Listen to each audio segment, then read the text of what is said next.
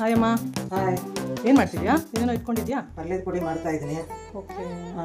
ಈ ಪಲ್ಯದ ಪುಡಿ ವಾಂಗಿಭಾತ್ ಥರ ಬದನೆಕಾಯಿಗೂ ಆಗುತ್ತೆ, ಟೊಮೊಟೊ ಬಾತ್ಗೆ ಆಗುತ್ತೆ, ಮತ್ತು ಕ್ಯಾರೆಟು, ದಪ್ಪಮೆಣಸಿನ್ಕಾಯಿ, ಏನೇ ಪಲ್ಯಗಳು, ತೊಂಡೆಕಾಯಿ ಬಾಡಿಸ್ಕೊಂಡು ಈ ಪುಡಿ 2 ಸ್ಪೂನ್ ಹಾಕಿ ಅನ್ನ ಕಲಿಸಿದ್ರೆ ತುಂಬ ಇಷ್ಟಪಟ್ಟು ಮಕ್ಕಳು ತಿಂತಾರೆ. ಅಳತೆ ತೋರಿಸ್ತೀಯಾ?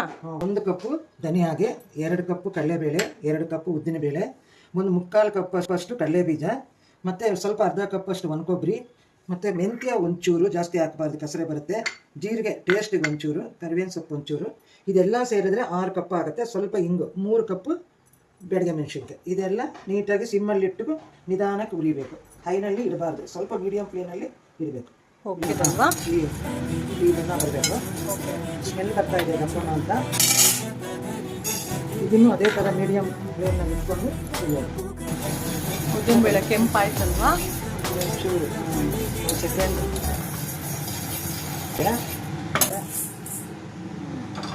ನೆಕ್ಸ್ಟು ಆಮೇಲೆ ಕೊತ್ತಂಬರಿ ಬೀಜ ಏನು ಕೈ ತಗೊಳಲ್ಲ, ಬೆಚ್ಚಗೆ ಮಾಡ್ಕೊಳೋದು. ಅದು ಎಳ್ಳು ಜೊತೆಗೆ ಹಾಕಿದೆ, ಪರವಾಗಿಲ್ಲ. ನೋಡಿ, ಎಳ್ಳು ಚಿಟಪಟ ಅನ್ನತ್ತೆ ಆಗೋಯ್ತು ಅಂತ ಅರ್ಥ.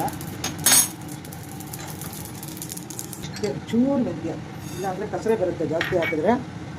ಟೇಸ್ಟಿಗೆ ಜೀರಿಗೆ,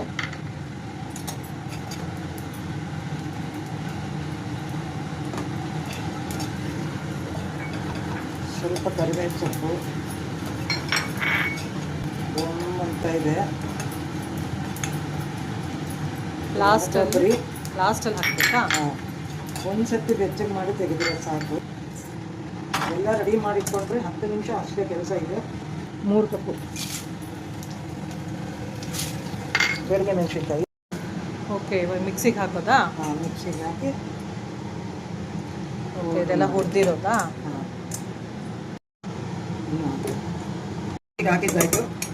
ಈ ಥರ ನೀಟಾಗಿ ಘಮ ಚೆನ್ನಾಗಿ ಬಂದಿದೆ. ನೀವು ಟ್ರೈ ಮಾಡಿ, ಸಬ್ಸ್ಕ್ರೈಬ್ ಮಾಡ್ಕೊಳ್ಳಿ. Thank you. ಥ್ಯಾಂಕ್ ಯು ಅಮ್ಮ.